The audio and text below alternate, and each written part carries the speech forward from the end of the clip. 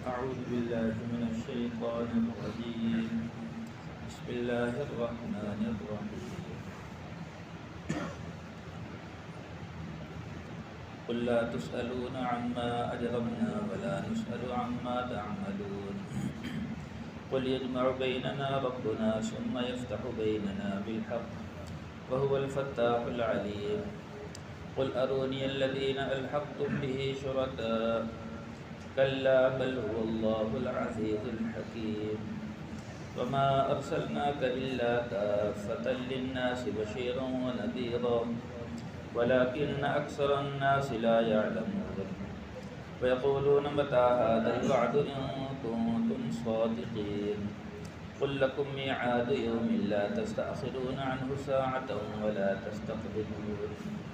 صدق اللہ العظیم. ان آیات کا لفظ ترجمہ ہے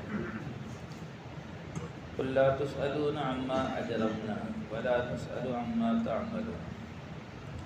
آیات کا شان نزول یہ ہے کہ حضور صلی اللہ علیہ وسلم جب توحید کی دعوت دیتے ہیں، لوگوں کو اللہ کی طرف بلاتے تو مشرکین مکہ کو یہ بات بہت بری لگتی ہے تو آپ کی مخالفت کرتے ہیں.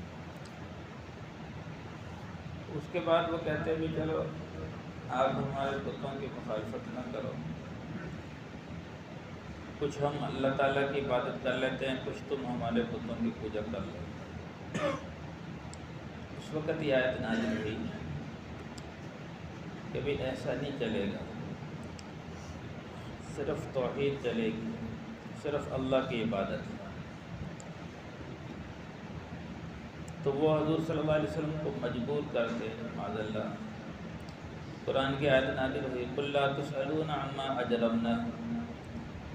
کہ نبی کریم صلی اللہ علیہ وسلم آپ فرماتے ہیں کہ تم سے سوال نہیں ہوگا اس چیز کا جو ہم جرم کر رہے ہیں، ولا نسأل عما تعملون، اور ہم سے سوال نہیں ہوگا اس چیز کا جو تم عمل کر رہے ہو. یعنی تم جو ہمیں مجبور کر رہے ہو تو تم سے یہ بات سوال نہیں ہوگا.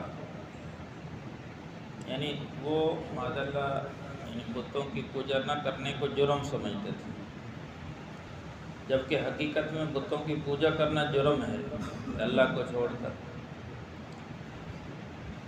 تو قرآن کی آیت نازل ہوئی کہ ہم سے سوال نہیں ہوگا جو ہم جرم کریں گے، اور تم سے ہمارے بارے میں یعنی تم سے ہمارے بارے میں سوال نہیں ہوگا اگر ہم جرم کریں گے، اور ہم سے سوال نہیں ہوگا تمہارے بارے میں جو تم عمل کر رہے ہو.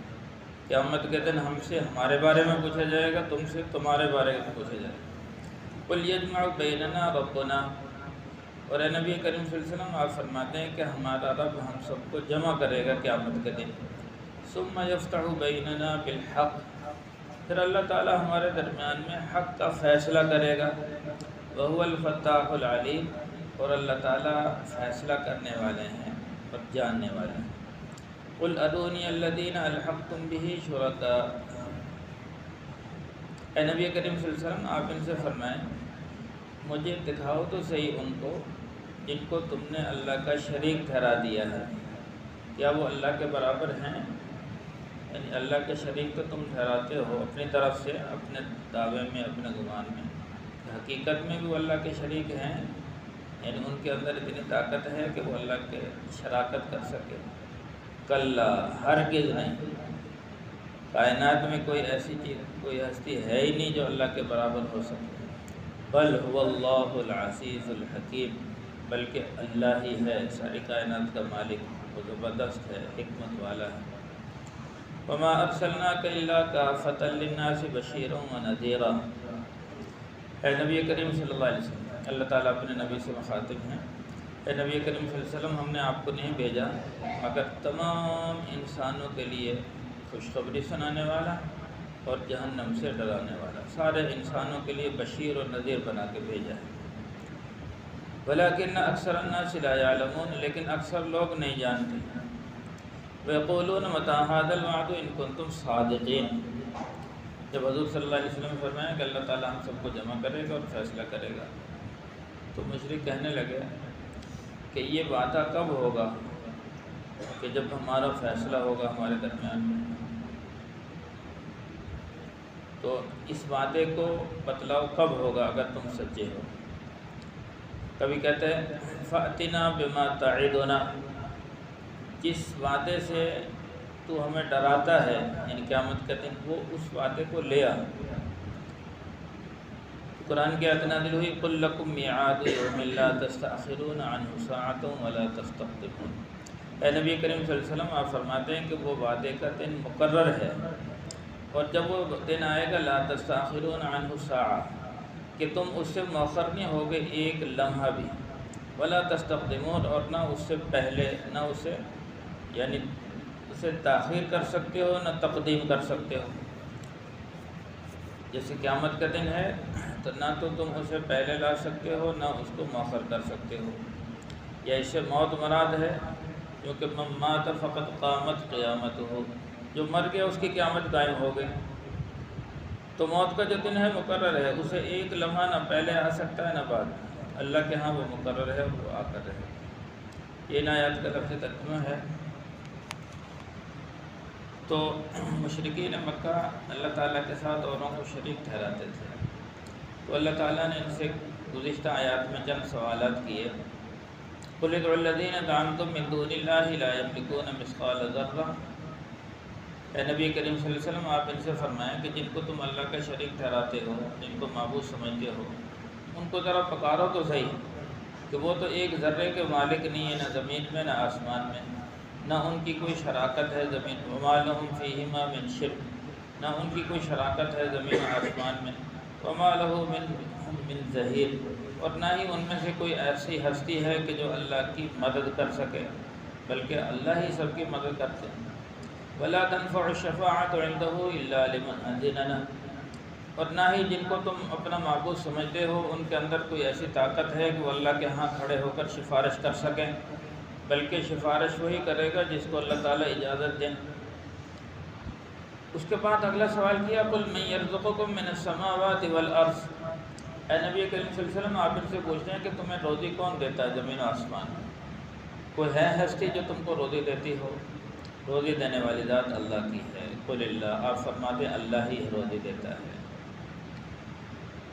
تو اس کے بعد پھر جو ابھی میں نے بات کی کہ مشرکین معاذ اللہ ایک تو خود اللہ کی عبادت نہیں کرتے، بتوں کی پوجا کرتے، اور دوسروں کو بتوں کی پوجا کرنے پر مجبور کرتے، اور ان کو جیسے صحابہ ایمان لے آتے تو ان کو مارتے، ظلم و تشدد کرتے، اور حضور صلی اللہ علیہ وسلم کو بھی مجبور کرتے۔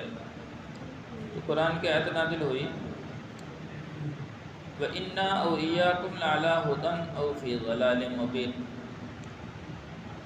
کبھی کہتے ہیں آپس میں مذاکرات کر لیتے ہیں، مل جل کے چلتے ہیں۔ قرآن کی آیت نازل ہوئی بھی دیکھو، یا تو تم یا ہم، یعنی تم ہمیں گمراہ کہتے ہو، ہم تمہیں گمراہ کہتے ہیں، تو یا تو تم گمراہی پر ہو یا ہم گمراہی پر ہیں۔ یہ تو نہیں ہو سکتا کہ دونوں حق پر ہیں، اور یہ اللہ تعالیٰ خوب جانتا ہے کون گمراہی پر ہے کون حق پر ہے۔ تو پھر جب زیادہ مجبور کرتے تو آیت نازل ہوئی قُل لَا تُسْأَلُونَ عَمَّا أَجْرَمْنَا وَلَا نُسْأَلُ عَمَّا تَعْمَلُونَ، کہ تم ہمیں مجبور نہ کرو، ہم اپنے عمل کر رہے ہیں۔ لَكُمْ دِينُكُمْ وَلِيَ دِينِ، سورہ کافرون ہے، قُلْ يَا أَيُّهَا الْكَافِرُونَ لَا أَعْبُدُ مَا تَعْبُدُونَ۔ جب زیادہ مجبور کرتے قرآن کی آیت نازل ہوئی کہ اے نبی کریم صلی اللہ علیہ وسلم، آپ کافروں سے کہہ دیں کہ لا اعبد ما تعبدون، کہ ہم ان کی پوجا نہیں کرتے جن کی تم پوجا کرتے ہو، ولا اعبد ما تعبدون، اور نہ میں جس کی میں پوجا کرتا ہوں اس کی تم پوجا نہیں کرتے، ولا انا عابد ما عبدتم، اور نہ میں پوجا کروں گا اس کی جس کی تم پوجا کرتے ہو۔ لکم دینکم ولی دین، تمہارا دین تمہیں مبارک، میرا دین میرا مبارک، مجھے مبارک، تو میں تو اپنے دین پر چلوں گا، اس کو نہیں چھوڑوں گا۔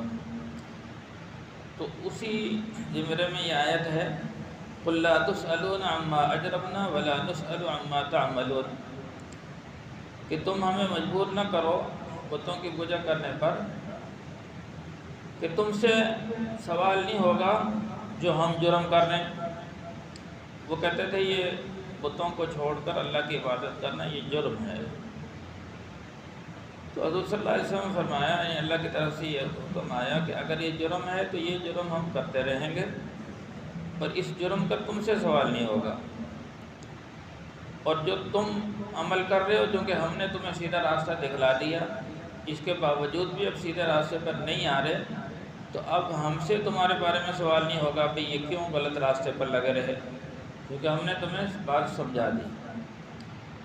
باقی رہی بات کہ حق پر کون ہے اور ناحق کون ہے، یعنی یہ تو یقینی ہے کہ ایک فریق حق پر ہے، ایک ناحق ہے، تو وہ کہتے بھی ہم حق پر ہیں تم ناحق، تو قرآن کی آیت نازل ہوئی کہ اس میں لڑنے جھگڑنے کی کوئی بات نہیں ہے۔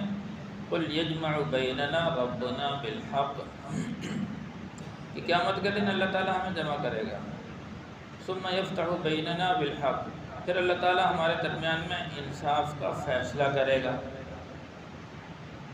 وَهُوَ الْفَتَّاحُ الْعَلِيمُ، اور اللہ تعالیٰ زبردست فیصلہ کرنے والے ہیں اور سب کچھ جاننے والے ہیں، اللہ سے کوئی بھی چیز پوشیدہ نہیں، سب کچھ اللہ کے علم میں ہے، اور اللہ بڑے زبردست فیصلہ کرنے والے ہیں، اور قیامت آنے والی اور فیصلہ ہو جائے گا۔ تو جب یہ بات کہی تو پھر کہنے لگے کہ جو تم یہ کہہ رہے ہو فیصلہ کے دن آنے والا، یہ فیصلے کا دن کب ہے؟ اور یہ صرف حضور صلی اللہ علیہ وسلم سے سوال نہیں کرتے تھے، ہر زمانے میں ہر نبی سے یہ کہا گیا کہ متى هذا الوعد ان کنتم صادقین، جب انبیاء کرام ان کو ڈراتے بھی قیامت کا دن ہے، تیاری کر لو، اللہ کے حضور پیشی ہے، اور اللہ تعالیٰ قیامت کے دن تم سے پوچھیں گے، تو اس لیے اللہ کی عبادت کرو، اللہ کو راضی کرو، اور اللہ کی نافرمانی نہ کرو، اور جو تمہاری طرف نبی بھیجے گئے ہیں اس کی اتباع کر لو۔ تو آگے سے کہتے ہیں متى هذا الوعد ان کنتم صادقین، یہ کب ہے یہ وعدہ، اگر تم سچے ہو تو بتاؤ۔ کبھی کہتے فأتنا بما تعدنا، جس قیامت کے دن سے تم ہم ڈراتے ہو وہ لے آؤ، جس عذاب سے تم ہمیں ڈراتے ہو وہ عذاب لے آؤ۔ تو تمام قوموں نے یہ کہا، اس کے جواب میں اللہ تعالیٰ نے یہ فرمایا کہ بھی وعدہ کا دن جو ہے وہ مقرر ہے، اور جب وہ آئے گا تو لا یستأخرون ساعۃ ولا یستقدمون، تم اس سے ایک لمحہ نہ اس سے مؤخر ہو سکو گے نہ مقدم، وہ وعدے کا دن آ کر رہے گا، اور اللہ کے ہاں فیصلے کا دن مقرر ہے، وہ ہوگا۔ تو آج کے درس میں ایک آیت ہے وَمَا أَرْسَلْنَاكَ إِلَّا كَافَّةً لِلنَّاسِ بَشِيرًا وَنَذِيرًا وَلَكِنَّ أَكْثَرَ النَّاسِ لَا يَعْلَمُونَ۔ اللہ تعالیٰ نے اپنے نبی کو مخاطب کر کے فرمایا کہ ہم نے آپ کو سارے انسانوں کے لیے بشیر اور نذیر بنا کے بھیجا، لیکن اکثر لوگ نہیں جانتے۔ تو اس سے حضور صلی اللہ علیہ وسلم کی ختم نبوت کی طرف بھی اشارہ ہے کہ قیامت تک آنے والے انسانوں کے لیے حضور صلی اللہ علیہ وسلم نبی بن کر آئے ہیں۔ اس آیت میں صاف فرما دیا وَمَا أَرْسَلْنَاكَ إِلَّا كَافَّةً لِلنَّاسِ بَشِيرًا وَنَذِيرًا، کہ ہم نے آپ کو سارے انسانوں کے لیے بشیر و نذیر بنا کر بھیجا۔ تو اب حضور صلی اللہ علیہ وسلم قیامت تک آنے والے انسانوں کے لیے نبی ہیں، آپ کے بعد اب کوئی نبی نہیں آ سکتا۔ اگر کوئی نبوت کا دعویٰ کرے گا تو وہ جھوٹا ہوگا، مکار ہوگا۔ حضور صلی اللہ علیہ وسلم نے یہ فرمایا انا خاتم النبیین لا نبی بعدی، تو میں خاتم النبیین ہوں، میرے بعد کوئی نبی نہیں آئے گا۔ پھر فرمایا کہ 30 دجال ایسے ہوں گے جو جھوٹا دعویٰ کریں گے نبوت کا، لیکن وہ سب جھوٹے ہوں گے، دجال ہوں گے۔ انہیں میں سے ایک یہ مرزا قادیانی ہے ظالم، اس ظالم نے نبوت کا دعویٰ کر لیا اور بہت سارے لوگ اس کے پیچھے پڑ گئے، کتنے مرزائی ہیں تو اسی کو نبی مان رہے معاذ اللہ، جبکہ قرآن میں صاف اس سے پہلے اسی سپارے 22ویں سپارے کے شروع میں اللہ تعالیٰ نے فرمایا ما کان محمد ابا احد من رجالکم ولکن رسول اللہ وخاتم النبیین، نبی کریم صلی اللہ علیہ وسلم تمہارے مردوں میں سے کسی کے باپ نہیں، کیونکہ آپ کے جو نرینہ اولاد تھے 3 بیٹے وہ بچپن ہی میں فوت ہو گئے، تو اس لیے ان کی وفات کے بعد وہ آیت نازل ہوئی اور میں تمہارے مردوں میں سے کسی کے باپ ہوں۔ آپ کی بیٹیاں تو تھیں، یعنی عورتوں کے باپ تو ہے کہ 4 بیٹیاں تھیں، لیکن مردوں میں سے آپ کسی کے باپ ہیں۔ ولیکن رسول اللہ، لیکن آپ اللہ کے رسول ہیں، وخاتم النبیین، اور تمام نبیوں کے خاتم ہیں، تمام نبیوں کو ختم کرنے والے ہیں، کہ یعنی آپ کے بعد کوئی نبی نہیں آئے گا، آپ سب سے آخری پیغمبر ہیں۔ اور یہاں بھی آیت میں فرما دیا کہ وما ارسلناک الا کافۃ للناس بشیرا ونذیرا، کہ ہم نے آپ کو سارے انسانوں کے لیے بشیر و نذیر بنا کر بھیجا۔ تو اس سے بھی آپ علیہ السلام کی ختم نبوت ثابت ہوتی ہے۔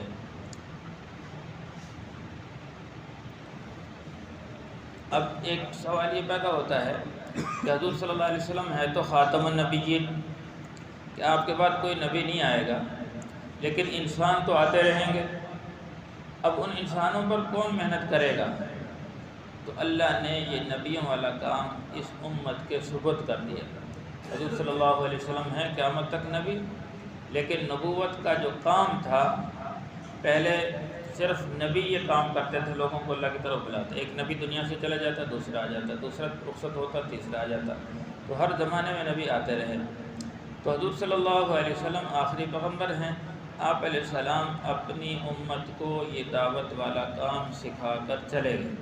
صحابہ کو جمع کیا، فرمایا کہ میں نے تم تک یہ دین پہنچا دیا۔ صحابہ نے عرض کی اللہ کے رسول پہنچانے کا حق ادا کر دیا۔ تو حضور صلی اللہ علیہ وسلم نے فرمایا اب یہ تمہاری ذمہ داری ہے، فَلْيُبَلِّغِ الشَّاهِدُ الْغَائِبُ، کہ اب جس تک یہ پیغام پہنچ گیا ہے اس کی ذمہ داری ہے آگے غائب تک اس پیغام کو پہنچائے۔ تو صحابہ نے اس ذمہ داری کو حضور صلی اللہ علیہ وسلم سے لیا اور پوری انسانیت تک اس پیغام کو پہنچایا۔ اور قرآن میں بھی صاف فرما دیا کنتم خیر امت اخرجت للناس، کہ تم بہترین امت ہو، تمہیں لوگوں کے نفع رسانی کے لیے بھیجا گیا ہے، نیکی کا حکم کرتے ہو، برائی سے منع کرتے ہو، اللہ پر ایمان رکھتے ہو۔ قرآن کی دوسری آیت میں فرما دیا قل هذه سبیلی ادعو الی اللہ علی بصیرۃ انا ومن اتبعنی، اے نبی کریم صلی اللہ علیہ وسلم آپ فرماتے ہیں کہ یہ میرا راستہ ہے کہ میں لوگوں کو اللہ کی طرف بلاتا ہوں حکمت اور بصیرت کے ساتھ، انا ومن اتبعنی، میرا بھی یہ راستہ ہے اور ہر اس شخص کا راستہ ہے جس نے جو مجھ پر ایمان لایا، جس نے میری اتباع کی، تو ہر اس شخص کی یہ ذمہ داری ہے کہ وہ لوگوں کو اللہ کی طرف بلائے۔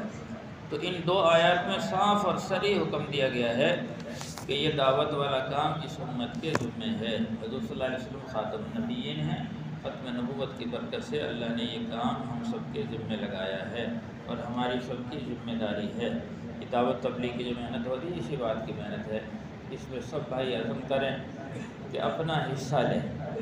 جیسے کہا جاتا ہے 4 ماہ لگا کے اس محنت کو سیکھا جائے اور پھر ساری زندگی مقصد بنا کے کیا جائے، اس کے لیے سب بھائی عزم کرتے ہیں انشاءاللہ۔ الحمدللہ رب العالمین والعاقبۃ للمتقین والصلاة والسلام علی سید الانبیاء والمرسلین، اللہم احسن عاقبتنا فی الامور کلها وأجرنا من خزي الدنيا وعذاب الآخرة، صلی اللہ تعالی علی خیر خلقہ محمد وآلہ وأصحابہ اجمعین برحمتک یا ارحم الراحمین۔